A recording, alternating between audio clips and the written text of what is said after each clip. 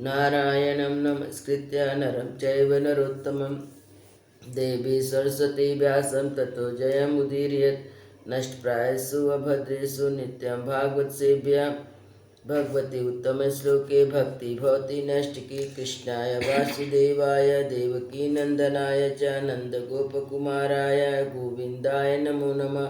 मूकं करोति वाचालं पंगुं लंघते गिरिं यत्कृपातमहं वन्दे परमानन्दं माधवम्।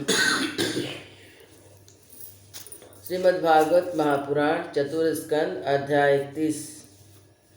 प्रचिताओं को श्री नारद जी का उपदेश और उनका परम पद लाभ। मैत्रेय जी कहते हैं, विदुर जी, 10 लाख वर्ष बीत जाने पर जब प्रचिताओं का विवेक हुआ, तब उन्होंने भगवान के वाक्यों की याद आई और वे अपनी भार्या मारिसा को पुत्र के साथ छोड़कर तुरंत घर से निकल पड़े। वे पश्चिम दिशा में समुद्र के तट पर, जहाँ जाजली मुनि ने सिद्धि प्राप्त की थी, जा पहुँचे और जिससे समस्त भूतों में एक आत्मा तत्व विराजमान है ऐसा ज्ञान होता है, उस आत्म विचार रूप ब्रह्म सत्य का संकल्प करके बैठ गए।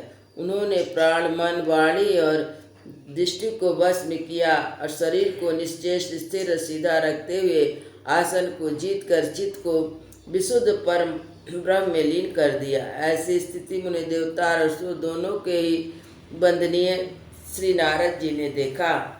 नारद जी को आया देख प्रचेतागण खड़े हो गए। प्रणाम करके आदर सत्कार पूर्वक देश काल के अनुसार उनकी विधिवत पूजा की।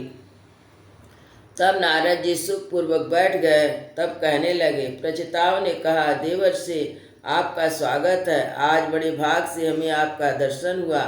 ब्रह्मन सूर्य के समान आपका घूमना फिरना फिर ज्ञानी लोगों से समस्त जीवों को अभय दान देने के लिए ही होता है। प्रभु भगवान शंकर श्री विष्णु भगवान ने हमें जो उपदेश दिया था, उसे गृहस्थी में आसक्त रहने के कारण प्रायः हम लोग भूल गए हैं। अतः आप हमारे हृदय में उस परमार्थ तत्व का साक्षात्कार कराने आत्मज्ञान को फिर से प्रकाशित कर दीजिए, जिसे हम सुगमता से इस दुस्तर संसार सागर से पार हो जाए। श्री मैत्रेय जी कहते हैं, भगवान में श्री नारद का चित्त सर्वदा भगवान श्री कृष्ण में ही लगा रहता है। वे प्रचेताओं के इस प्रकार पूछने पर उनसे कहने लगे। श्री नारद जी ने कहा, राजाओं, इस लोक में मनुष्य का वही जन्म, वही कर्म, वही आयु, वही मन और वही वाणी सफल है, जिसके द्वारा सर्वात्मा सर्वेश्वर श्री हरि का सेवन किया जाता है। जिनके द्वारा अपने स्वरूप का साक्षात्कार कराने वाले श्री हरि को प्राप्त ना किया जाए, उन माता पिता की पवित्रता से,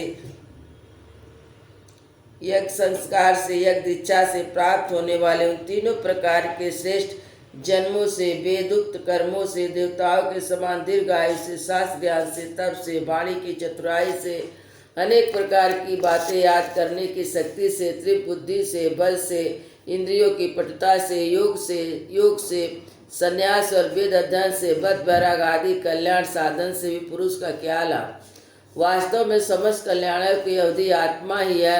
आत्मज्ञान प्रदान करने वाले श्री है, संपूर्ण प्राणियों का प्रिय आत्मा है।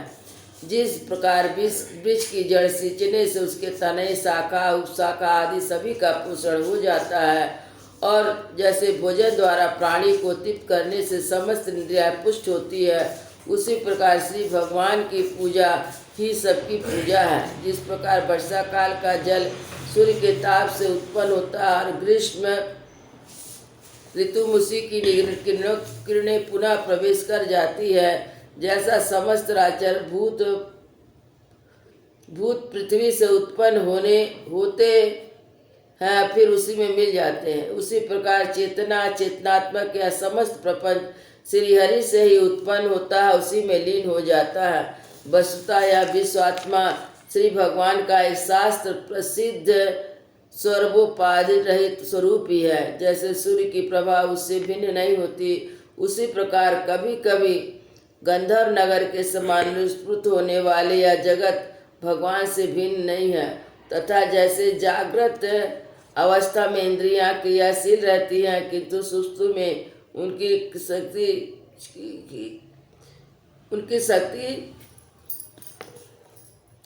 सुश्रुत और उनकी शक्ति लीन हो जाती है। उसी प्रकार यह जगत सर्व काल में भगवान से प्रकट होता है, कल्पांत होने पर उन्हीं में लीन हो जाता है। स्वरूपता जो भगवान में द्रव्य क्रिया ज्ञान रूपी त्रिविध अहंकार के कार्यों की तथा उनसे निमित्त होने वाले भेद ब्रह्म की सत्ता है ही नहीं। निपतिगढ़ जैसे बादल अंधकार प्रकाश से क्रमशः आकाश से प्रकट होते उसी में लीन हो जाते, उसी प्रकार आकाश में लिप्त नहीं होता। उसी प्रकार सत रज और तमोमयी शक्तियाँ कभी पर ब्रह्म से उत्पन्न होती, कभी उसी में ही लीन हो जाती। इस प्रकार इनका प्रभाव चलता रहता है, किंतु इससे आकाश के समान असंग परमात्मा में कोई विकार नहीं होता। अतः तुम ब्रह्मादि समस्त लोकपालों के भी अधीश्वर श्री हरि को अपने अभिन्न मानते हुए भजो, क्योंकि वे ही समस्त देहधारियों की एकमात्र आत्मा है। वे ही जगत के निमित्त कारण उपादान कारण है, नियंता पुरुषोत्तम है तथा अपनी काल शक्ति से वे ही गुणों के प्रभाव रूपी प्रपंच को संहार कर देते हैं। भक्तवत्सल भगवान समस्त जीवों पर दया करने से, जो कुछ मिल जाए उसी में संतुष्ट रहने से और समस्त इंद्रियों को विषयों से निवृत्त करके शांत करने से शीघ्र ही प्रसन्न हो जाते हैं। पुत्रेषणा आदि सब प्रकार की वासनाओं को निकल जाने से जिनका अंतकरण शुद्ध हो गया है, उन संतों के हृदय में उनके निरंतर बढ़ते हुए चिंतन से खींचकर अविनाशी श्री हरि आ जाते हैं और अपनी भक्ताधीनता को चरितार्थ करते हुए हृदयाकाश की भांति वहाँ से हटते नहीं। भगवान तो अपने को भगवान को ही सर्वस्व मानने वाले निर्धन पुरुषों पर भी प्रेम करते हैं, क्योंकि ये परम रसज्ञ हैं। उन अंकिचनों की अन्यासरा अयुक्तिक भक्ति इतनी माधुर होता है, इसे प्रभु अच्छी तरह जानते हैं। जो लोग अपने शास्त्र ज्ञान धन कुल और कर्मों के मत से उन्मत्त होकर ऐसे निष्कंठ साधुओं का तिरस्कार करते हैं, उन दुर्बुद्धियों की पूजा तो प्रभु स्वीकार नहीं करते। भगवान स्वरूपानंद से ही परिपूर्ण है।